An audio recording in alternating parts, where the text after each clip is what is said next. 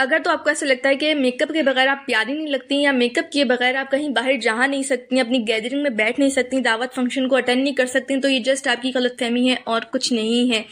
आप मेकअप के बगैर भी बहुत प्यारे लगते हैं, बस चंद चीज़ों का ख्याल रखना होता है, इसके अलावा कुछ नहीं।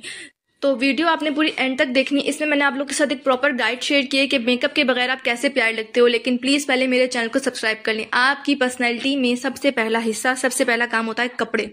कपड़े आपने हमेशा साफ पहनने हैं, इस्त्री कर कर पहनने हैं ना। हो कपड़े पहनने कैसे, ये टोटल आप पर डिपेंड होता है, क्योंकि हमें पता होता है हम पर क्या चीज़ सूट कर रही होती है, ना कि सामने वाले बंदे को। सामने वाला बंदा बस आपको मशवरे दे रहा होता है, आपको झाड़ रहा होता है, उसकी बातों में नहीं आना है। आपने खुद देखना है कि आपके ऊपर क्या सूट कर रहा है, आपने वो चीज़ पहननी है। आपने ये भी नहीं देखना कि फैशन क्या चल रहा है, फैशन तेल लेने गया, जो आप पे सूट कर रहा है वही फैशन है। तो कपड़े आपने बहुत अच्छे से पहनने हैं, कोई से भी पहन ले।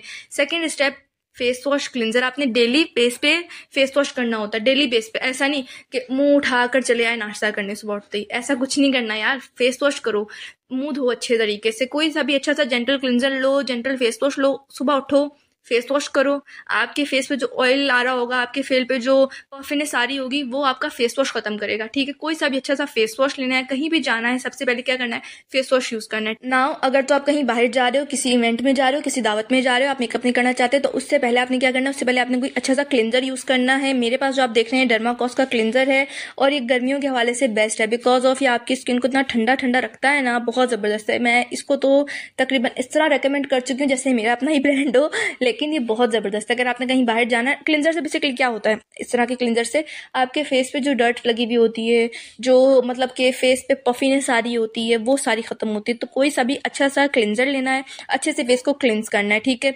नेक्स्ट स्टेप, कोई सा भी अच्छा सा स्क्रब, ये भी सेम डर्माकॉस का है, और इसका जो नाम है आई थिंक गावा ग्लो स्क्रब है। और ये वाला अगर आपकी वेंटी में नहीं है ना, तो ये ले लें। जस्ट देखें मैंने कितना इस्तेमाल कर ली, कितना सारा। इसके जो पार्टिकल्स हैं इतने बारीक हैं, इतने बारीक हैं कि आपके फेस पे पता भी नहीं चलते। तो आपने अच्छे से फेस को स्क्रब करना है, इससे क्या होगा, फेस एकदम ग्लो लाएगा, फेस से मतलब सारी मैल कुचल निकल जाएगी। फेशियल की जरूरत नहीं पड़ती अगर ये 2 स्टेप कर लें। ठीक है, नाउ दूसरे स्टेप में क्या करना है, फेशियल हेयर रिमूव करने। ठीक है, हम नोटिस नहीं लेते, लेकिन ये बहुत मेन इंपॉर्टेंट करेक्टर है हमारे फेस के ऊपर।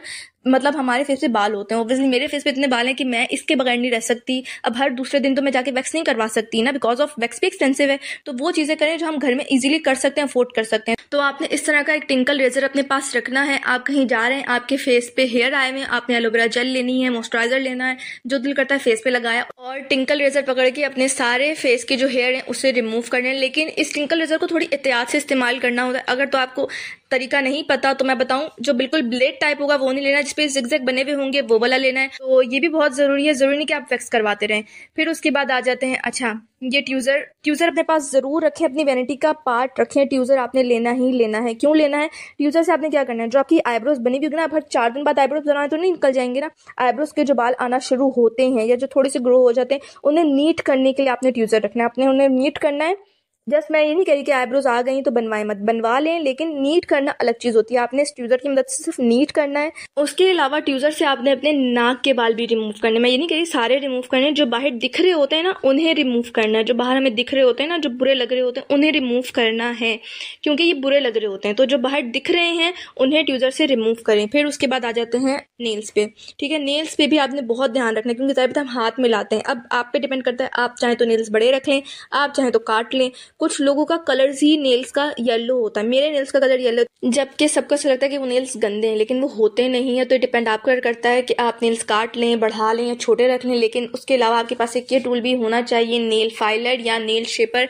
डिपेंड आप पर करता है आपको क्या लेना है। ठीक है, ये भी आपके पास होना चाहिए, बिकॉज ऑफ इससे आपके नाखून जो टेढ़े मेढ़े कटे हुए होते हैं ना, आप इसे शेप दे देते हैं। एज अब जैसे मैंने राउंड शेप दी हुई है, ठीक है, राउंड शेप दे दें, स्क्वायर शेप दे दें, जो आपका दिल करता है। उसके अलावा अगर तो आप नेल्स बढ़ाते हैं तो एक इस तरह का टूल रखना है जो आपके नाखूनों की जो मैल हो ना उन्हें रिमूव करे। ठीक है, इस तरह का भी टूल जरूर अपने पास रखें, लेकिन आप नाखून बढ़ाते हैं तब।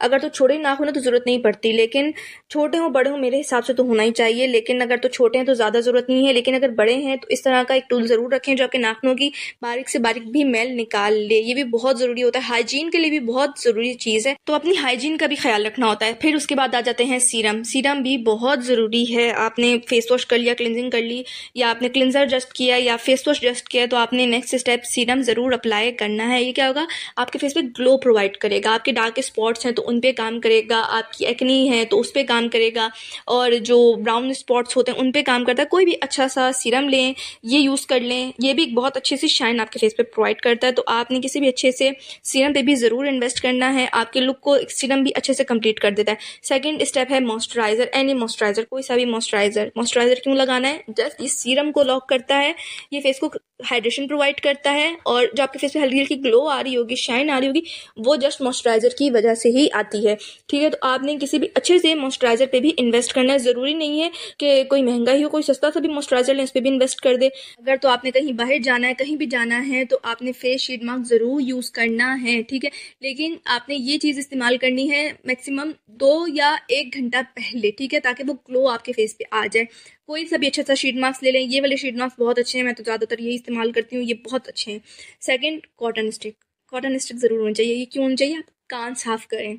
मैं सच बताऊं, ये भी बहुत इंपॉर्टेंट होते हैं। छोटी छोटी हाइजीन का हम ख्याल नहीं रखते, लेकिन ये बहुत ज़्यादा ज़रूरी होते हैं। हमारे कान साफ रहने चाहिए, कानों से भी बदबू आती है। ठीक है, बहुत बेसिक सी चीज़ है, हमारे कानों से भी बदबू आती है, कानों में भी मैल जमी हुई होती है जो सामने वाले को बुरी लग सकती है। हमने अच्छे से बाल बना लिए, कान ही साफ नहीं लग रहे, कितना बुरा लग रहा होता है। तो आपने अपने कान भी अच्छे से साफ करने हैं। कॉटन स्टिक ले लें, इसकी प्राइस जस्ट 50 रुपीज़ में आपको मिल जाएंगी 100। तो कॉटन स्टिक आपके पास ज़रूर होनी चाहिए।